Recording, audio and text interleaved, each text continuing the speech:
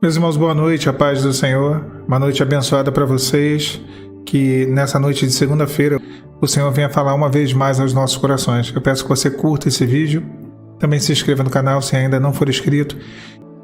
A nossa jornada quanto vida não é uma jornada fácil. Nós sabemos que existem alguns tipos de lutas e provações que parece que tem que ser crente para viver, né? E realmente parece que o ímpio, a pessoa que vive uma impiedade, vive sem conhecer a Deus, parece que essas pessoas não vivem ou não passam por algum tipo de provação que nós passamos. A jornada de um servo do Senhor, de um homem ou de uma mulher de Deus, não é uma jornada tranquila, mas há em nós uma tranquilidade quando nós depositamos diante do Senhor.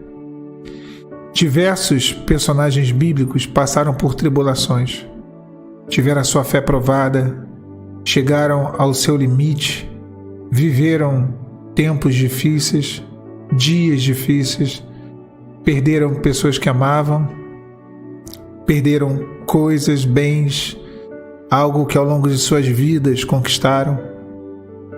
Viveram uma verdadeira peleja. Paulo, por exemplo, quando chega no final da sua vida, ele diz: combati o bom combate, encerrei a carreira. E aí ele dá a maior dica da Bíblia sobre aquilo que se deve guardar, sobre aquilo que se deve preservar. Combati o bom combate, encerrei a carreira e guardei a fé. A nossa fé. Esse é o segredo, o grande segredo da nossa vida com Deus. Eu já contei aqui algumas vezes, mas eu acho bom repetir porque o público está sempre mudando. Eu sei que tem muita gente que acompanha desde o início do canal, mas também tem um público novo. Uma vez eu estava na igreja, e a minha igreja é uma daquelas igrejas que ela foi mudando ao longo de anos, em que ela foi sendo, digamos, transformada ou refeita. Então, os membros da igreja, e aí eu estou falando quanto a membros, né, já não eram mais os mesmos desde o início, quando eu me converti, quando eu entrei naquela igreja em 1996, 97, tinha mudado completamente. Uma parte das pessoas que ali estavam no início da minha jornada abandonaram a fé, se escandalizaram, abandonaram o Senhor, esmoreceram, foram iludidos pelo mundo, pelo adversário, pela carne. E aí eu estava na igreja nesse culto, né? E foi um culto especial, uma vigília. E um homem que eu não conhecia, um varão que estava visitando a igreja naquele dia, ele orou por mim. E eu já contei aqui, né? Como eu falei, estou repetindo. E ele teve uma visão que havia um campo de batalha e muitos soldados estavam mortos, vencidos, feridos. E quando eu olhava aquele campo, eu olhava o meu exército ali derrotado praticamente, e eu começava a soltar a espada que estava na minha mão.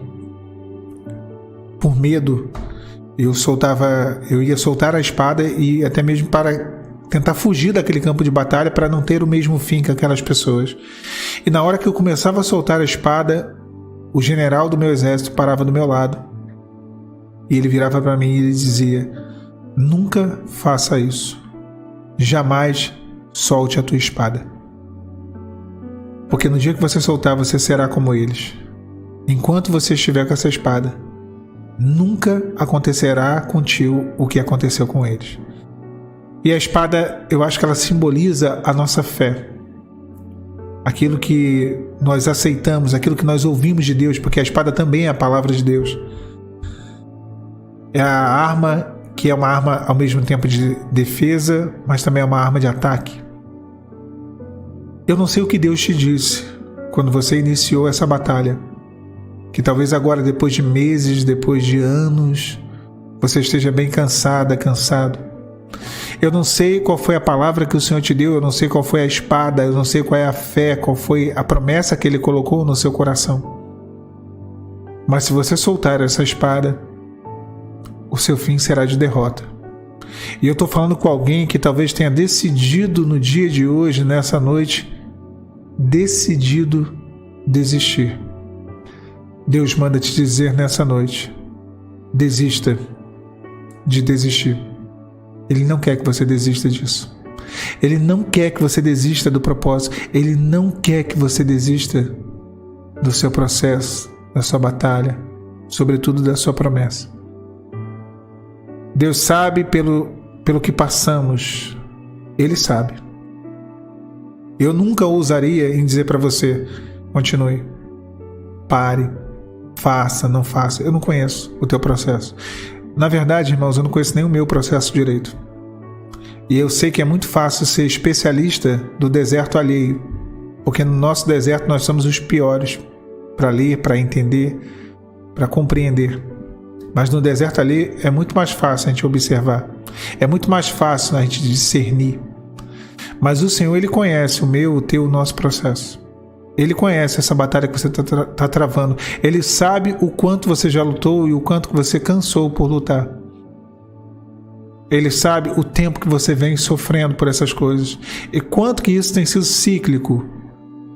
As coisas não mudam. Na verdade, elas, dia após dia, ano após ano, meses após meses, as coisas se repetem. E talvez seja daí a maior origem do seu cansaço, de ver as coisas se repetindo, de ver as coisas não mudar. Não há como ter uma mudança, não há um meio de haver uma mudança se não houver primeiro uma mudança em você, uma mudança de atitude. Para que haja uma mudança de cenário, para que haja uma mudança daquilo que você está vivendo há tanto tempo, da mesma forma, deve haver uma mudança sua. Uma guinada. Você já fez o que você está fazendo. E o que você está fazendo está levando você ao mesmo ciclo de coisas. Uma vez eu trouxe aqui no canal um vídeo falando sobre R diferente, cometa erros novos. Porque às vezes nós teimamos em cometer os mesmos erros. Eu não estou falando para você errar, eu estou falando para você não errar de novo na mesma coisa. Se você errar numa coisa nova é porque você já avançou. Você já aprendeu com aquela coisa que você errava tanto e agora você foi para um outro processo, viveu um outro momento, cometer erros novos. O Senhor vai te tirar desse processo. Há um fim para esse deserto. Há uma mudança chegando na sua vida. Mas primeiro, é necessária uma mudança dentro de você. E nessa noite, Deus começa a promover, a realizar uma transformação e uma mudança dentro do seu coração. Creia, confia, não desiste, porque há uma promessa que se cumprirá, há um milagre que acontecerá no final desse processo. Que Deus te abençoe, meu irmão, minha irmã, nessa noite de segunda-feira. A paz do Senhor Jesus.